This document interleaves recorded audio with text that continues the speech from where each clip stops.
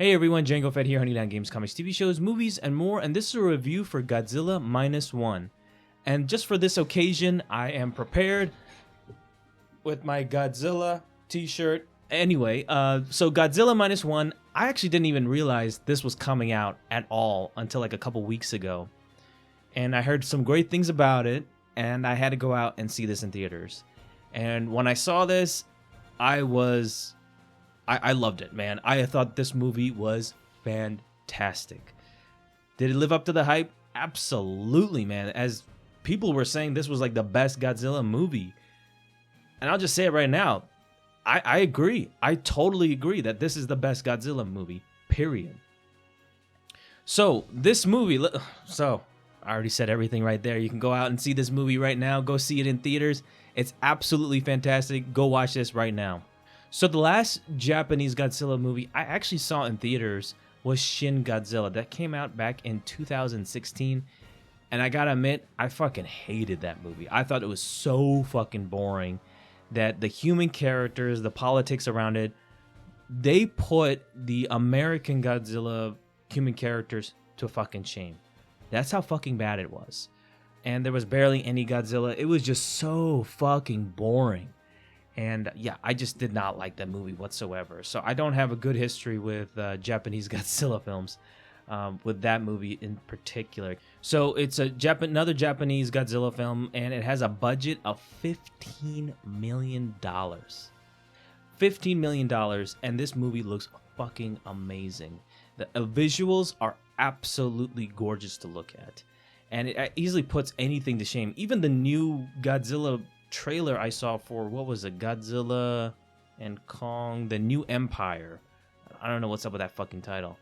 But the CGI in that looked noticeably bad for probably like $100, $200, $300 million movie. Because it's Hollywood and all. But the CGI, looked pretty bad in some areas. And actually works worse than Godzilla vs. Kong, which came out a couple years ago. So they were taking steps backward with that, and it was just fucking blows my mind. So Godzilla Empire, or whatever, Godzilla Kong Empire, whatever bullshit, it looks meh. And the visuals don't help with that. This one, however, $15 million for the visuals you get in this, they're fantastic. And it just shows you don't need this huge budget around these films to make a great film. And it's, with this film in particular, it's not just about the visuals, but the story is fantastic, and so are the characters. So let's start with the story. So it starts with a Japanese pilot, a kamikaze pilot, who lands on this island to get some repairs, so-called repairs, and then they get attacked by Godzilla. And this is a miniature version of Godzilla in comparison to the Godzilla you've seen before. And then he has to deal with, him surviving. Him and this other guy are the lone survivors after this just disaster of an encounter with Godzilla. So after that happens, he goes back to the mainland, and he has to deal with the life of post-World War II, with the bombing in I think it's Tokyo, and the devastation that happened there by the Americans. And I just love how this is the Japanese perspective of World War II, which we don't really see that much, and how they have to deal with it. Americans, they could celebrate all this shit. Of course, they'll deal with the trauma, but Japanese, they have to deal with the trauma, the loss, everything worse about war, they have to deal with and live from there. And so it deals with a kamikaze pilot who comes back. However, in Japanese society, I guess during that time, kamikaze pilots, they're supposed to do their job and just kill themselves, just do suicide attacks and not come back from that. But the fact that you have a kamikaze pilot coming back and he's getting vilified for it, this movie explores so many incredible themes. I think what's brilliant is that it just shows that it reverses that type of thing in the culture to like how life is supposed to be valued, instead of just serving and just being a disposable item for your country, actually valuing your fucking life. And I think that was absolutely brilliantly shown in here, and he's still dealing with the repercussions. He's still terrified of everything that happened in in his encounter with Godzilla, and it's only made worse when Godzilla actually comes back, couple years after the events that happened with him. And this movie is like a couple years after 1945, and it deals with this huge monstrosity, and I thought it was brilliant. I just never seen this type of explored during this time, post World War II. You always see during the modern time with Godzilla, and that's really it. But this is like it throws away all that and just shows the beginnings of Godzilla and everything.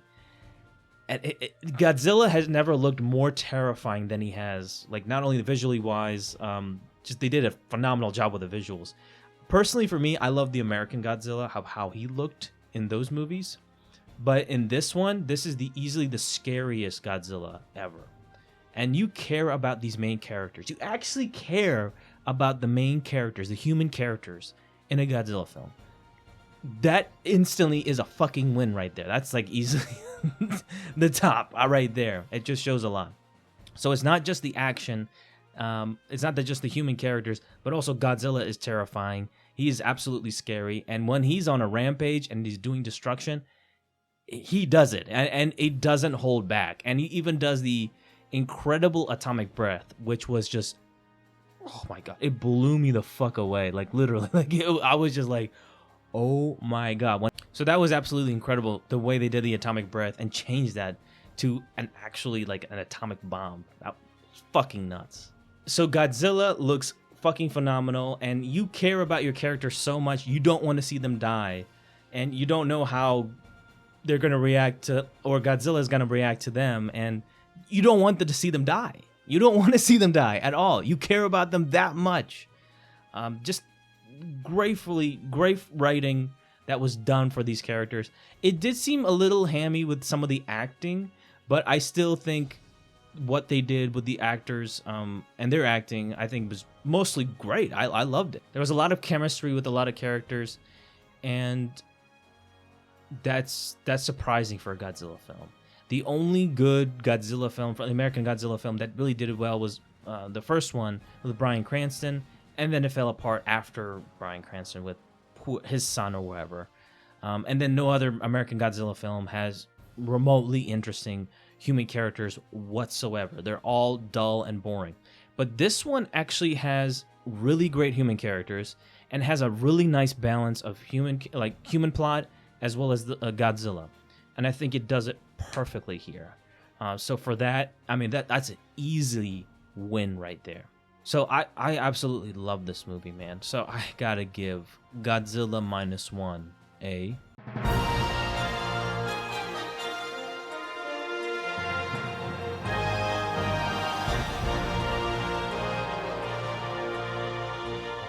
easily the best Godzilla film ever. There's no question. I mean, this is... I love this. I thought it was absolutely incredible for what they did in this movie. And we'll see how they do with the American Godzilla film. I think it's just going to be cheesy, and it's just not going to take itself seriously whatsoever. I think it's just going to be really fucking stupid. And the CGI, I mean, from what I've seen in the trailer, I think it's just really disappointing for how they did that. Because I just remember the Godzilla vs. Kong actually being good CGI. And for this one, the newer one, it actually looks worser. So I don't know what the fuck they're thinking with that. So hopefully it ends up being good. Cross your fingers, but I don't think anything will touch this. Godzilla -1. And I'm excited to see what Takashi Yamazaki does in the future. If he does another Godzilla film, I'm behind that, because this is setting up for a sequel, and we'll see. Maybe it can be set in the 60s, 70s, and then it can go into like modern time, 80s or 90s. I don't care. Like I don't want, just modern time and then deal with Godzilla. I want something, I think, back in post 1942 or 1945. That was perfect. We'll see what they do with Godzilla from this point on. But yeah, I'm excited. So usually I don't do movie reviews. Haven't done some in a long time. But I had to do it on my boy Godzilla. So this is not the only movie review I'm going to be doing. Next week, there is a Studio Ghibli film directed by Hayao Miyazaki, The Boy and the Heron, that I have to watch and see and review for you guys. I have to do that because, you know, I'm a huge Studio Ghibli fan. And Hayao Miyazaki is back to do one more film. And we'll see how that ends up being. So I'm excited to give you guys that review as well. So 2 movie reviews in a row. And then we'll see where it goes from there. But, you know, Boy and the Heron, that's going to be next week. And let me know what you think of Godzilla -1 in the comment section below. Did you like it? Did you not like it? Let me know in the comment section. Don't forget to like this video, subscribe to my channel, Django Fett. And I'll see you, my fellow Mandalorian brothers and sisters, next time. Ooh, yeah.